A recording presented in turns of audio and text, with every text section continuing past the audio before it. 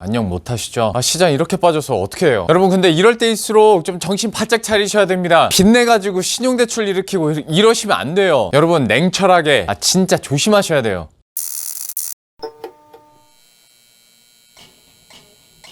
안녕하세요, 반갑습니다. 로앵커입니다.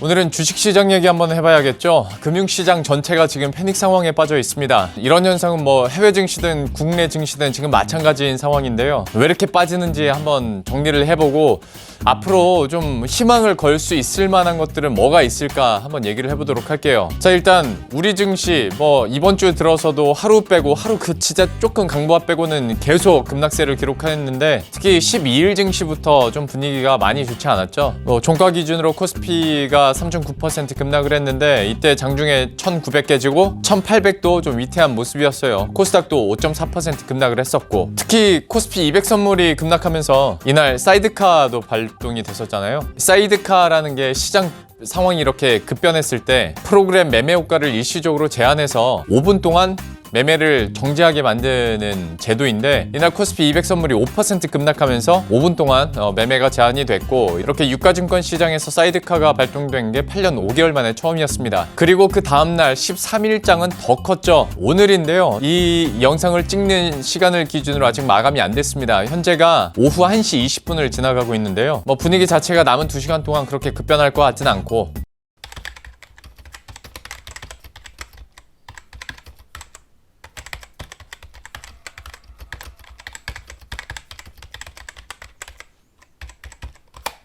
오늘장도 시작하자마자 급락하면서 코스피 7%, 코스닥은 10%까지 낙폭을 키운 상태죠. 그래서 코스피는 장중에 1700선도 깨졌고 코스닥은 500선도 깨졌습니다. 절망적인 숫자들입니다. 그리고 사실 이렇게 깨질 줄은 아무도 몰랐어요. 증권업계에서도 계속 지수 밴드를 하향 조정하고 있기는 한데 이렇게까지 빠질 줄은 몰랐던 것 같아요. 자, 그러면 왜 이렇게 빠졌느냐? 잘 아시는 것처럼 WHO에서 코로나19에 대한 팬데믹을 선언했죠. 세계적인 대유행이다 라고 선언을 하다 보니까 이게 다시 한번 트리거 역할을 했습니다. 안 그래도 이전부터 이탈리아나 이란에서 확진자나 사망자가 계속 늘다 보니까 이게 전 세계적인 공포로 이어가던 중에 WHO에서 이렇게 팬데믹을 선언하다 보니까 이제 투자 심리가 급격하게 위축이 된 거죠. 그러면서 여기서 패닉성 매도가 나온 겁니다. 그리고 우리 시간으로 10일 오전에 미국의 트럼프 대통령이 대국민 연설을 했는데 시장에서는 지금 상황이 워낙 안 좋으니까 뭔가 경기 부양책, 적극적인 경기 부양책이 나오지 않을까 기대를 했었어요. 그런데 결과적으로 세금 감면 이런 소소한 얘기들은 나왔는데 이건 다 또 의회를 통과해야 되는 거고 진짜 지금 상황을 끌어올릴 수 있는 구체적인 경기 부양책은 안 나오다 보니까 이것 때문에 오히려 실망 매물이 더 많이 나오는 계기가 됐죠. 하다 보니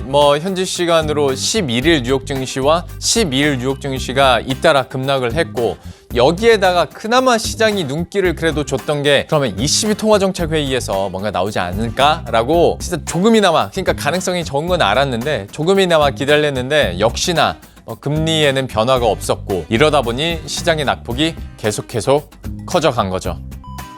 얘기 나온 김에 뉴욕 증시 얘기를 한번 해보도록 하면 다우존스 산업지수가 현지 시간으로 뉴욕 기준으로 했을 때 11일 증시에서 급락을 했는데요. 이때가 왜 중요하냐? 지난 2월 12일 고점을 기록한 이후에 그때 대비했을 때 20%가 빠졌습니다. 통상적으로 최고점에서 20% 이상 하락하면 이제 이걸 약세장이라고 하는데요. 이렇게 고점 대비했을 때 20% 이상 빠진 게 2009년 이후 처음이고요. 그러다 보니까 11년간의 최장기간 동안의 강세장은 이제 끝났다라는 말이 나오는 겁니다. 그리고 다음날 그러니까 12일 증시에서 그야말로 대폭락. 다우지수 9.9% 급락 더불어서 S&P 500 지수, 나스닥 지수 모두 9% 낙폭을 기록했고요. 장중에는 나흘 만에 또 서킷 브레이커가 발동이 됐죠. 그리고 1987년에 그 블랙 먼데이라는 말이 나오고 나서 그 이후로 가장 큰 낙폭을 기록한 날이 바로 12일 증시였습니다. 근데 이날은 뉴욕 증시뿐만 아니라 유럽도 다 10% 이상, 남미는 15%, 17% 급락세를 기록했죠. 종목이 그랬다는 게 아니라 한나라의 지수들이 그렇게 빠졌어요. 이렇게 패닉성 매도가 세계 각국에서 나오고 있는데 우리 증시에서도 이렇게 지수를 끌어내리고 급격하게 저점으로 밀고 내려가는 수급 주체가 누구냐? 당연히 외국인입니다. 당연히 대내외 불확실성이 이렇게 커지다 보니까 좀 이해는 갑니다. 코로나19가 사실 이것 때문에 떨어졌다고 저는 생각하진 않아요. 그러니까 이게 어떤 트리거 역할을 하긴 했죠. 촉매제 역할을 했는데 워낙 지금까지 많이 오르다가 한번 좀 떨어뜨려야 되는데 마침 코로나19가 터졌고, 그런데 여기에 더불어서 경기 부양책은 제대로 안 나오죠. 그리고 중요한 거, 국제유가가 엄청 급락했거든요. 미국의 셰일 오일, 셰일가스에 대응하기 위해서 지금 국제유가가 계속 떨어지고 중국으로부터의 수요가 계속 감소하는데도 불구하고 주요 산유국들, 특히 사우디아라비아와 러시아 같은 경우에는 감산을 하는 게 아니라 오히려 증상 계획을 발표하고 있습니다. 그러면서 국제유가가 하루 만에 막 20%, 30% 급락을 하고 있는데, 국제유가가 이렇게 급락하고 떨어진다는 게 결국 나중에 갔을 때 경기 침체 신호로 작용할 수 있다라는 어떤 상징적인 의미가 있다 보니까 이런 것들이 다 모여서 시너지를 지금 일으키고 있는 거죠. 안 좋은 쪽으로. 이런 극도의 불안감들이 결국 우리 증시에서도 외국인의 순매도세로 나타날 수밖에 없는 건데요. 실제로 지난 2월 24일부터 오늘까지 15거래일 동안 외국인이 코스피 시장에서 딱 하루 빼고 계속 팔았습니다. 그리고 이 기간 동안에 판 규모가 무려 9조 5천억 원이나 됩니다. 그러니까 9조 5천억 원을 순매도한 건데 아마 장 끝날 때까지 한번 보면 10조 원 육박하지 않을까 싶어요. 말씀드린 것처럼 이런 불확실성이 계속 커지고 있는 상황에서 당연히 유동성은 위험자산에서 안전자산 쪽으로 가는 건 알겠는데, 외국인의 매도가 너무 과도하다 싶을 정도로 계속 쏟아져 나오다 보니까 개인 투자자들이 지금 울상을 짓고 있는 겁니다. 그런데 여기서 더 걱정인 거, 사실 제가 제일 걱정하는 건 바로 이거예요. 말씀드린 것처럼 외국인이 최근 15거래일 동안 9조 5천억 원을 순매도했는데 이 물량을 누가 받아갈게요?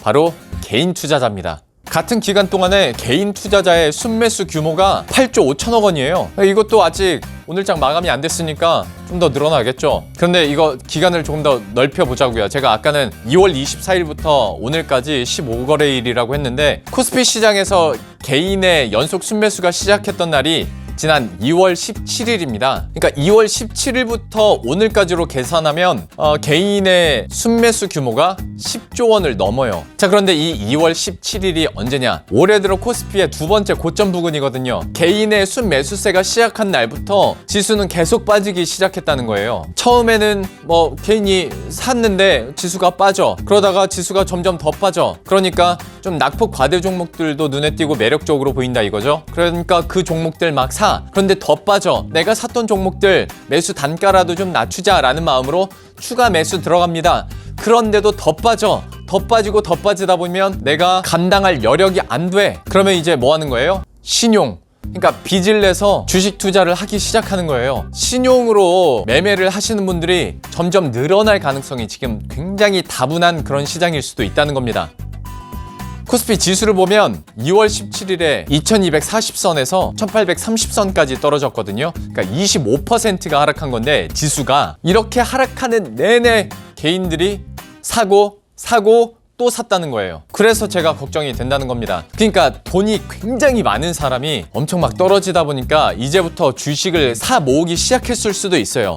그리고 연일 이제 지상파에서도 시장 떨어지고 주가 많이 떨어졌다고 하니까 주식을 안 하던 사람들이 갑자기 돈을 끌어 모아가지고 주식을 시작하다 보니까 개인의 순매수세가 늘어나는 걸 수도 있는데, 또 한편으로는 하다 못해서 이제 빚을 내서 매매를 하시는 분들도 늘어날 수 있다라는 거예요. 실제로 신용잔고를 보면 지난 10일 기준으로 신용잔고가 10조 원을 돌파했는데요. 이게 지난해 말과 비교하면 9% 가까이 증가한 겁니다. 근데 사실 빚을 내서 하든 저가 매수를 하든 추가 매수 물타기를 하든 이거는 개인의 자유긴 한데, 만약에 신용대출로 매매를 하다가 주가가 계속 떨어지잖아요. 그러면 결국에는 그 계좌 자체가 깡통 계좌가 될 가능성이 커요. 반대 매매가 나오면서. 그러면 지수 자체도 훅 빠질 뿐더러 내가 갖고 있는 모든 돈들, 모든 계좌 다 날아가는 겁니다. 그러니까 이 깡통 계좌만큼은 꼭 좀 주의하셨으면 좋겠고, 빚내서 할 정도로 그렇게 매력적인 시장 아니에요. 그러니까 조금 더 몸을 사려야 될 시장이죠. 그러니까 혹자는 지금 있는 거 다 팔아가지고 주식을 사야 될 때다라는 건데, 이거는 진짜 한 2년 동안,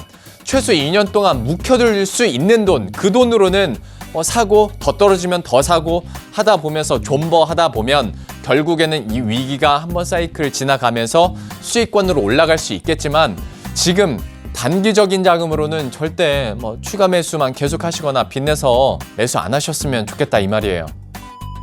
자, 굉장히 절망적인 상황 속에서 지금 계속 시장이 빠지고 있는 건데, 자, 그러면 우리가 그나마 일말의 희망을 기대할 수 있는 곳이 어디냐? 첫 번째는 이번 달 17일에서 18일에 있을 FOMC 정례회의입니다. 이미 지난 긴급 성명을 통해서 FOMC에서는 50bp 금리를 인하했는데, 이번에 추가로 50bp 아니면 75bp 아니면 진짜 1%포인트까지 지금 떨어지기를 시장이 은근히 기대는 하고 있거든요. 그러니까 시장의 바람대로 추가적으로 또 굉장히 많은 폭의 금리 인하가 이루어질지 한번 봐야 되고요.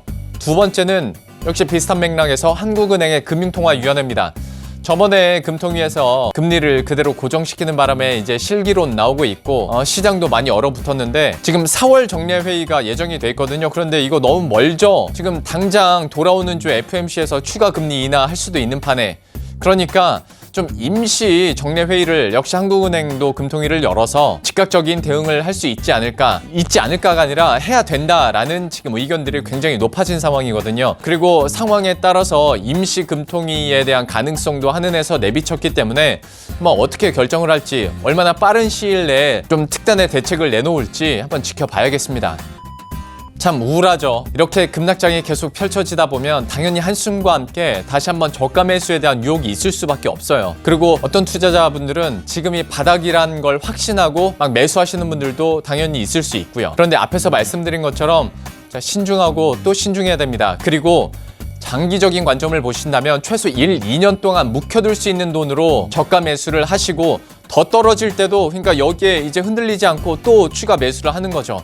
그리고 진짜 저점을 찍고 올라가기만을 바라야 되는 순간이고, 단기 자금으로는, 그리고 내가 잘 모르는 상황에서 많이 떨어졌으니까 오르겠지라는 마음으로만 접근한다면 이건 진짜 필패할 수밖에 없는 시장이니까요. 좀 신중하시고 또 신중하셨으면 좋겠습니다. 자, 그럼 저는 여기서 인사드리도록 할게요. 부디 이 영상 보시는 모든 분들 시장 대응 좀 현명하게 잘 하셨으면 좋겠고, 피해는 최소화, 또 장기적인 관점으로 수익은 최대화 하셨으면 좋겠습니다. 그럼 저는 여기서 인사드리도록 할게요. 구독과 좋아요 그리고 알림 설정 한 번씩만 부탁드리고요. 저는 다음 컨텐츠에서 다시 찾아뵙도록 하겠습니다.